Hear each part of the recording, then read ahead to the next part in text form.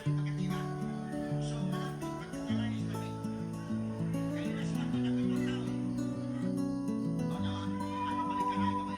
the silence of the soil whispers grow. Quantum dance where roots and stars collide.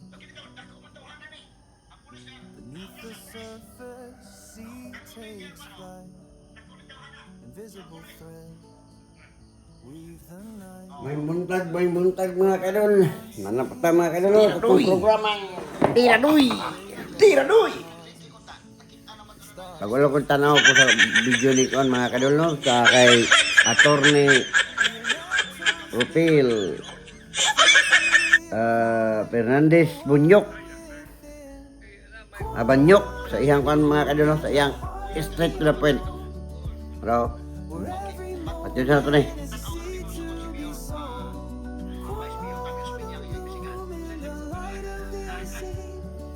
Mga kadol, tadili pa tamo padayon sa itong explicar mga kadol sa atong state, atong tiradoy.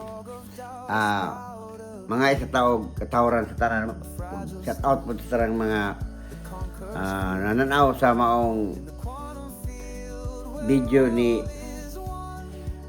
sa straight to the point. Kaya ito din ang paborito. Tornay, may buntag di tornay. Napunta tornay, tanaw lang ko sa mga kadali mga tornay no. Ay, gabi, full tanaw juga ko karon. Ito ng programa. Sige, klaro na itong programa, pasigilan. Pabaratong suti-suti rin kung siya ang apod na ito, tirahan. Mga tirahanon nga, kayo kalambuan sa itong sistema. Okay, tira doon! Gapon mga kaidol, nag-video ta itong about sorbi ni Inday Madam Sara, no? Okay, naman ko yung masulti-sulti nga sa mga katawan, ambot lang sa kunta ni Madam Sara na kusog lang na si Madam Sara sa karon daw, kusog daw kay si Madam Sara sa Visayas o Mindanao, Lodid Cebu, pero Tibok Visayas, no? Nya, ang population daw, mas daghan daw ang taga Manila nga population. So, gunsay gusto daw sa sa administrasyon ni Marcos, kung kinsa ang iyang gusto ng daganang presidente. Human naman yun si Ferdinand Marcos Jr. Kung mahuman naman yun karon 2028. Dili na, may pamugos by hook o by crook. Sugot mo sa dili. Kaya nakabutang mo yun na sa itong Philippine Revised 1987 edition sa atong Philippine Constitution, no? Philippine Constitution na mandatory yun nga 6 years sa yun ang presidente.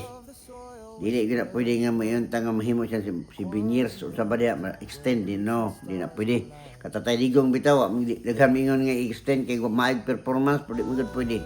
Nabilib lang po tatay digong kay kabalo yun sa tatay digong unsa yun balaod, no? Unsa yun ang tama nga nagsubay sa balaod sa atong Philippine Constitution.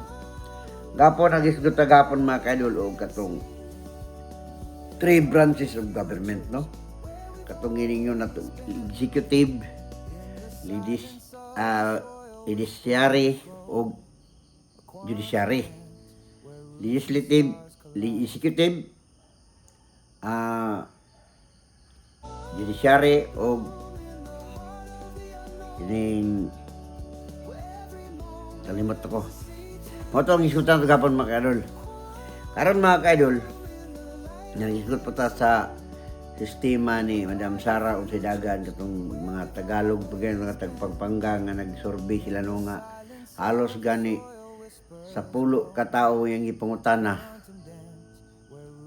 8 o sa 10 katao yung ipangutana 8 ang uyon kang Madam Sara nga mahimong presidente karong election 2028, no? Ang gipilian dito, nakita mo nila sa video gapon, akong sa itong tirador gapon, nga pilian dito si Biros, si Robredo, si Remulla, siya pati isa, si Biros, Remulla, upat po siya, o si Madam Sara, upat sila, no? Pero si Madam Sara yun ang top notcher. Sa 10 kag ipangutana niya dito 8 na kanang Sara ang katong 2 o 4 kuan pa no wala pa no points. So atong matansa mga kaidol kanang ilang gisulti-sulti nga dirira sa Mindanao o sa Visayas ra wala labot si Madam Sara sa Luzon way mo butar. Kay pure dito sa mga kuana mga Tagalog dili ko mali na no. Kaya nakita to gapon gani halos gani mao gyapon sistema dito. So diya to matansa mga kaidol nga ang ato mga perception nga negatibo nga si Madam Sara sa mga labi na akong address sa mga tao nga antay ni Madam Sara no nga wa makauyon siyang binuatan layo pa kay ang inyong panghuna-huna kita simple lang nga tao nga mag-analisar mingon pa ta nga si Madam Sara wala mamutar dito sa Luzon nganong halos pag survey dito sa Luzon lagi pabor man ng Madam Sara pabor man sa Madam Sara ang tanan sumana siya mga kadol sa kita di ta patutuwa na ay shout out din ako itong nag-vlog ato kinsa to nga vlogger to karon mga kadol ako pong ipakita sa inyo ang explanation sa usa ka attorney kato si attorney atong kinsa tong attorney to ako gikuan na mo explicar karon ako ipakita sa inyo atong obserbahan na yung mga They stated po in this post of mine, mere scrap of paper na talaga yung nandun pa na tinago or in-archive nila sa Senate. Okay? And the reason po kaya ako nasabing mere scrap of paper yan kasi yung declaration dito unconstitutional, void ab initio yung articles of impeachment, meaning from the very start void na siya at unconstitutional. At pag ganun po kasi yung decision ng korte, like what I discussed po in my previous video, is that wala pong karapatan na na-establish or wala po talagang legal value or legal consequences na mag-emanate from that document. Wala po talaga yun siyang bisa. So parang naging ordinary paper siya. Kaya ako po nasabing mere scrap of paper. Okay? Pag ito mga legislator, itong gikan sa congressman, na mga senador nga magbuhat og balaod niya, aprobahan na dito sa pinakataas no sa House of the Representative nga pinakalabaw og sa President of Senate no antod ratify na antod mahimo gyud ang balaod. So man mga kaidol katong gi-insist na to nga balaod nga proposal hinaot pa nga adunay mga politiko nga tutok ni adto to nga gi-propose na to nga ang tanang taxpayers adunay share kita sa gobyerno. Muna atong gi-propose no sa Tiradoy. So karon mga kaidol maminaw to sa katong about sa about sa katong gingon niya nga impeachment 2025 mga ilang gipasa dito sa maong langhaan sa mga dokumento no. Okay, maminaw to mga kaidol sa attorney. Taas ni siya bright kuning attorney idol po na ko ni attorney may buntag attorney. Maminaw sa mismong explanation sa YouTube mga attorney. Link daw po nila yung 1-year bar rule na protection under the Constitution. And as a matter of fact, diniscuss din yan or binanggit din po yan dito ng Supreme Court. Ito pong part, our ruling does not absolve Petitioner Duterte from any charges. Sinabi na nila to actually noong July 25. Pinagbasihan nila kaya sila nag-convene is a mere scrap of paper. Therefore, they never acquired jurisdiction or wala po silang authority para mag-convene as a Senate trial court. So kung ako po ang tatanungin ninyo, in a sense po, or kung sa Tagalog pa, parang naging movie or teleserye lang yung mga nangyari dun sa Senate in relation to this impeachment complaint. Dito sa decision na to. And then yung mga possibilities din po come February 6, 2026.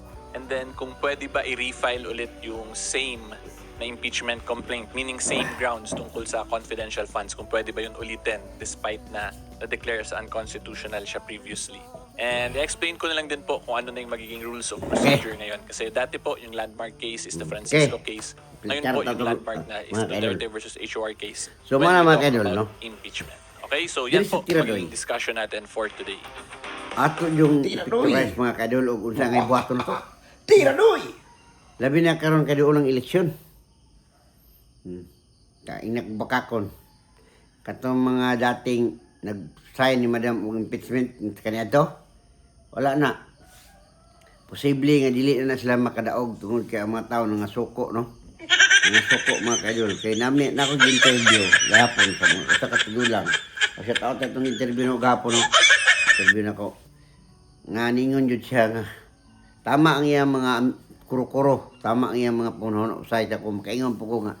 Tama iyang mga pangunahon mga kaidol. Tungod kaya ang iyang pangunahon na ako magkaparihami. O tinuod yun na. Katong mga senador o katong mga senador, mga congressman nga nag-file o petition ka mo sa ni pirma, no? Ni pirma.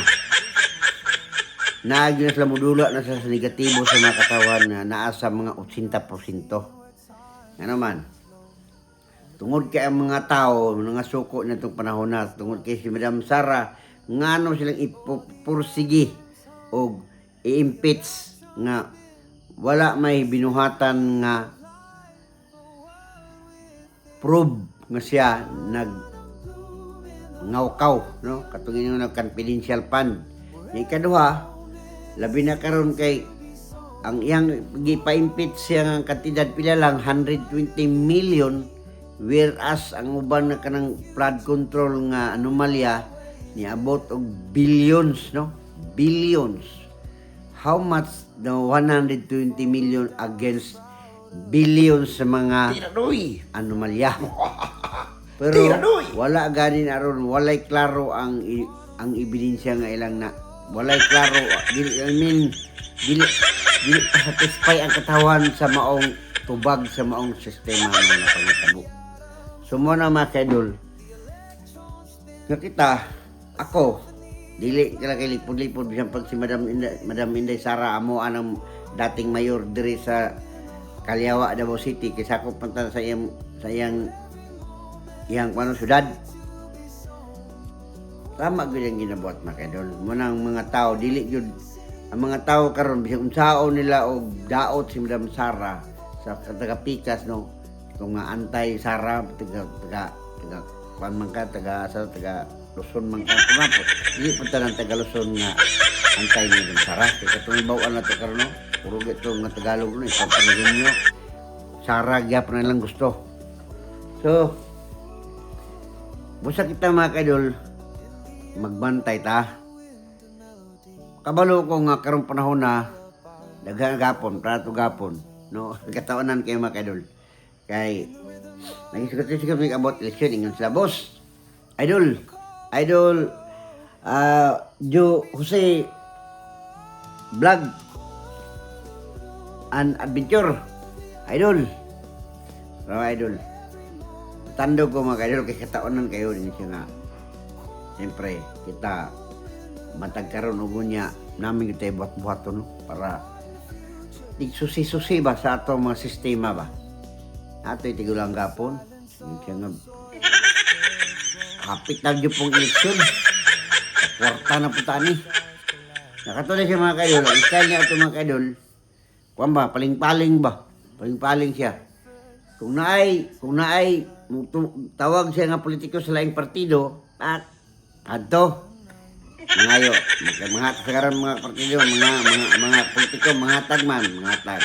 Pag nana po dito speakers, nana po yung mga pang-amayohon dito speakers, mo adto na po. Saya pag dito labi na sa anong panahon sa nahindagan ang lokal na mo nga mga politiko. Dito mag-standby sa bala sa kwarter.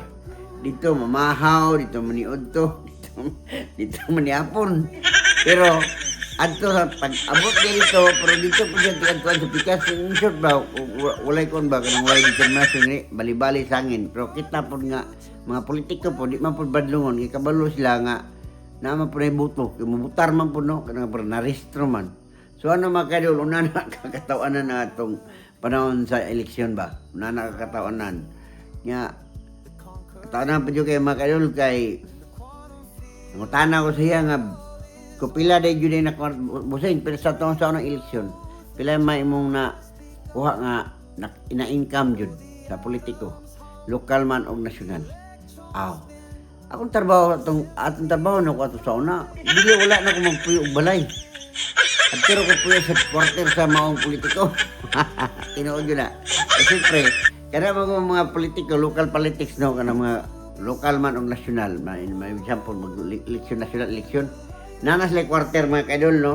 Ato ang sistema di sa politiko dili andis di pra sa bang lugar ba nga katong ina-insist ako ba nga partisa no nga usa lang ang presidente la kung daog ang presidente daog na tanan ang ilang mga sakop gikan sa presidente, vice president tanto dito sa congressman o congressman naman to may senador dito. So ano no? So diri sa tuwa lahi magtukod na og quarter no. Nanas lay kog yung quarter sa ilang partido. Isa po kung partido nimo PBL man ka unsa may partido, sikiki ba ka unsa partido nimo, example na example la. Una na funding na ito makadol ang presidente labi ng nasyonal mohatag ng funding ang presidente sa ilang grupo sa ilahang organisasyon nga parte hatag ng funding ug asa dapat sila magtukod sa lungsod ug asa dapat niya katupong managan nga mga local officer sama sa congressman gobernador mayor tanan ko siya mag-allocate pa slag budget mga kadol nga ila yung ipundo diha no nana ang sistema nato re karon kini pa mga tao nga mga surong pud kay tanan pagtan-aw nila nga diha organisasyon muduol na mga kadol pagduol dito na mapuyo ang uban magsugo ang uban dito rin yung puyo di ba kaya kanang mga politiko dili man pud sila gusto nga mawala na sila diha kaya kung mawala sila diha o imo nang kasabaan manabi man na antod ikaw ang inyong kamada maguba ana na mga kadol so unana ka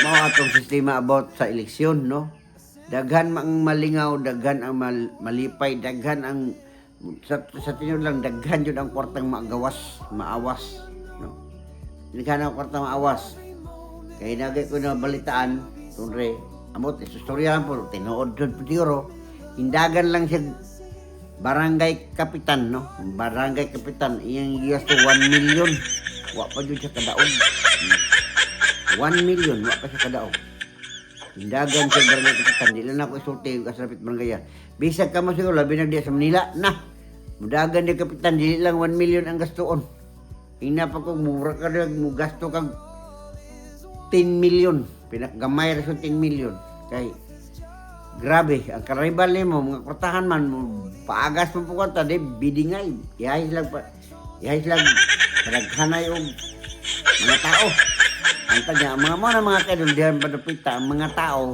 lipay kay kwarta yun kini nga politiko hatag kibras wala pa pag-abot mo sa politiko kalaban hatag na po kibras to parang kanon man jud ka paninglan may kanang panguyaban man juga kay arong amo to mulamang sila ano mga kadol wala na atong sistema ako ning giskutan sa tiradoy para kita nga mga butante tiradoy makambantay tao nga unani ding dagan sa atong sistema wala may wa kabantay sa puro purya lang sa mga batanon pa no kung binagbag-o pang mumbutar karon pa na restore pag edad 18 kay ma-restore naman tana no pero katong mga karaan na sos para Joseph ako mga kadol akong edad 57 na ko no hapit ako senior citizen kapila na ka eleksyon ang akong na butuhan